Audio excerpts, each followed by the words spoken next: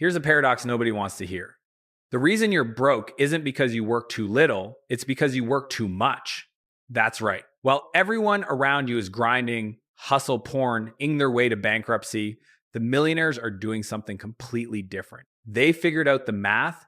I'm going to walk you through the exact blueprint I'd use to manufacture $10 million in the next 12 months.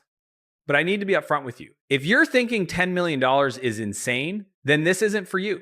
This is for the select few who understand that insanity isn't the goal, it's the starting baseline.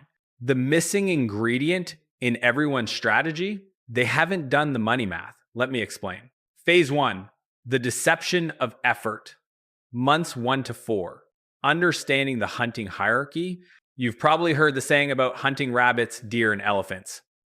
Most people are rabbit hunters. They're busy, they're moving fast, and they end up exhausted with almost nothing to show for it. Here's what separates the $10 million player from everyone else. They understand there are only 4 ways to hit $10 million, and most of them are shooting at the wrong game entirely. Let me break this down with simple math.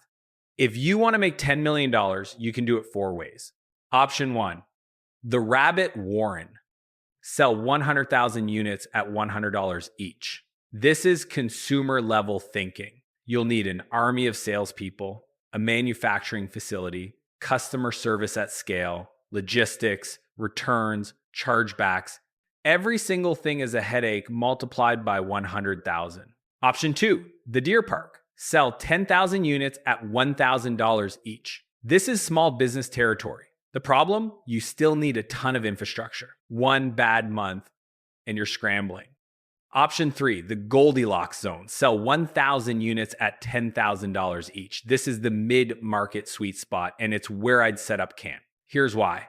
Quicker sales cycles, easier to find customers, lower churn, and the highest profit to effort ratio in the entire business universe. Option 4, the white whale. Sell 100 units at $100,000 each. This is enterprise level hunting. Long sales cycles, complex negotiations, and bureaucracy that'll make you want to scream into a pillow. If you're serious about $10 million, you're choosing the Goldilocks zone. Sell less for more money. That's the entire philosophy. But here's the trap nobody talks about. The wrong business model can destroy you before you even get started, no matter how talented you are. The business model selection matrix. There are only 4 types of businesses that exist in the entire universe. Not 5, not 10, 4. Category 1, product businesses. You make something physical or digital and people buy it. The advantage, scalable. The disadvantage, inventory, fulfillment, returns, and the fact that you're married to operations forever. Category 2, service businesses. You sell your time, somebody else's time, or an outcome. These are more personal. The problem? You become the ceiling. You've built a job, not a business. Category 3, knowledge businesses. Coaching, consulting, courses, essentially you're packaging information. The margins are incredible, often 70 to 90%, but you need actual expertise. You can't fake this one. Category 4, connection businesses. You charge money to introduce people to each other. Think matchmaking, dating apps, networking platforms. It sounds weird, but it's the most scalable model if you can crack it. Here's the critical decision tree. Your business model must match your money math. I once knew someone who ran a custom design shop. Every single project was custom work. He was overwhelmed, constantly putting out fires, and hadn't cracked $100,000 annually despite being incredibly talented. We sat down and did something simple. We interviewed his customers and asked them one question. What service of ours created the most value? The answer shocked him. All the brand strategy work, the positioning consultations, the messaging architecture, that was what they valued most. Everything else was noise. So we did one thing. We packaged that service into a fixed deliverable and productized it. Suddenly, he could focus on marketing and sales instead of endless custom revisions. His revenue multiplied. Your business model selection determines whether you're working 80 hours a week for $200,000 or 30 hours a week for $10 million. The second filter is market demand validation. This is where most entrepreneurs self-destruct. They invent products, build them in a silo, and only then ask potential customers, would you buy this? The answer is often never. Don't do this. The market has already spoken. Ask yourself, are people already spending money on solutions like this? If not, you're not being innovative, you're being stupid. You don't have 12 months to build a market from scratch. Third, play to your strengths. If you hate sales, a B2B enterprise model will destroy your soul. If you hate operations, a product business will bury you alive. By month 4, you should know exactly what you're selling, to whom, and at what price. If you don't, you've already failed. Phase 2, the conversion machine, months 5 to 9. This is where everyone gets lazy. They build a product, launch it, and wonder why nobody's buying. Most sales aren't made on the initial call, they're made through the follow-up sequence. That's not a guess, that's predictable business physics. The 4 conversion laws. Law 1, the opening mechanism. You need to get qualified people into a conversation. Not just anybody, qualified people. This means you need a lead generation system that attracts your ideal customer. Most businesses spray and pray. They post on social media and hope. They buy ads to random interest groups. They get hundreds of leads that are worthless. You need a filter. The best filter is relevance. If you're selling $10,000 solutions, you need to be in environments where high-value decision makers already congregate. Maybe it's a specific industry forum. Maybe it's a LinkedIn community. Maybe it's a referral network. Wherever it is, quality beats quantity at 100 times magnitude. Law 2, the qualification process. Not all leads are created equal. You need a quick way to determine whether someone is actually a prospect or just a tire kicker burning your time. I call this the qualification gauntlet. Ask 5 simple questions. Do you have a budget allocated for this? Is there a specific timeline when you need this solved? Are you the decision maker, or will there be additional stakeholders? Have you tried solving this before? What's holding you back from solving it right now? Their answers determine whether you move forward. If they can't answer these clearly, they're not ready. Move on. Law 3, the value-based follow-up sequence. Here's what separates amateurs from professionals. Most people stop after the first no, or worse, they disappear after a single conversation. The people who win are the ones who build a follow-up sequence that adds value at every touch point. Let me be clear, this isn't spamming. This is systematically demonstrating why your solution is the right choice. A value-based sequence might look like day 0, initial conversation, build rapport, uncover pain points. Day 3, send relevant case studies showing similar customer results. Day 7, share an industry article that addresses one of their stated problems. Day 14, offer a free audit or assessment. Day 21, send a customer success story, different angle. Day 28, direct offer to work together. This system works because you're not selling, you're educating. Law 4, obsess over your metrics. If you're not measuring it, you're not managing it. You need to know closing rate. What percentage of qualified conversations turn into customers? Sales cycle length. How many days from first conversation to signed deal? Average deal size. What's your average transaction value? Cost per acquisition. How much are you spending to land each customer? These 4 metrics let you build a predictable revenue engine.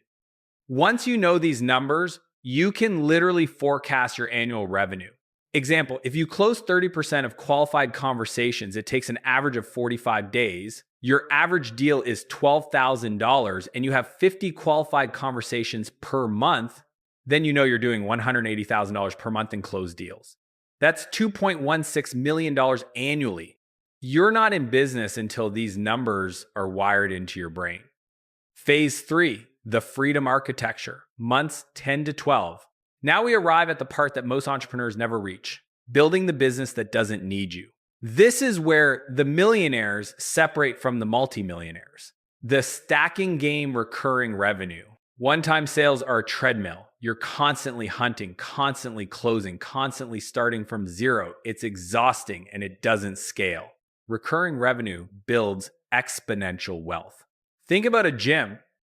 They've solved the code. Members pay every single month, whether they show up or not. The gym owner doesn't have to resell every customer every month. The revenue arrives automatically and the business can actually breathe. There are exactly 4 mechanisms for building recurring revenue. Type 1, subscription access, software subscriptions, membership platforms, gym memberships, streaming services. Someone pays monthly, they get access, simple, scalable, predictable.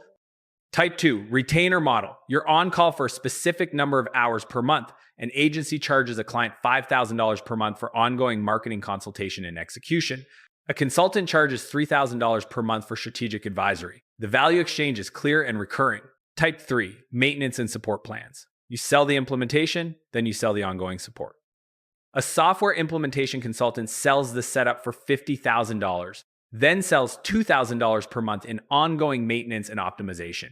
Beautiful model. Type 4, community and masterminds. You create an exclusive group, charge monthly access, and the exclusivity itself becomes the product. Members pay for the other members, not just you. Here's the goal. At least 30 to 50% of your revenue should be recurring by month 12. Why? Because recurring revenue is predictable. You can make smarter decisions. You can invest in growth. You can breathe. The replacement protocol, becoming the CEO. This is the hardest lesson, and most entrepreneurs never learn it. If your business needs you to run it daily, you don't own a business, you own a job. The transition is painful because it requires admitting that other people can do things better than you, but that's exactly how you scale. Think about how a music producer works. They don't sing the song, they don't play the instruments, they sit in the control room, they design the sound, they direct the artist, they shape the overall vision. That's the CEO role. There are 3 specific moves. Move 1, build the company brand, not the personal brand. Most entrepreneurs are trapped because they've become the product. The client hired them, not the company. This creates a ceiling. Start slowly shifting the spotlight. In your content, highlight your team. In your client communication, introduce your team members as co-creators. In your business structure, build proprietary processes and methodologies that belong to the company, not to you personally. Move 2, install leaders, not managers. Managers execute. Leaders own outcomes. There's a massive difference.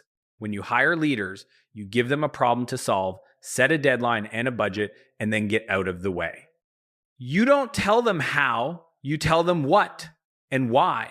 They come to you with strategy options, not asking for permission on tactical decisions.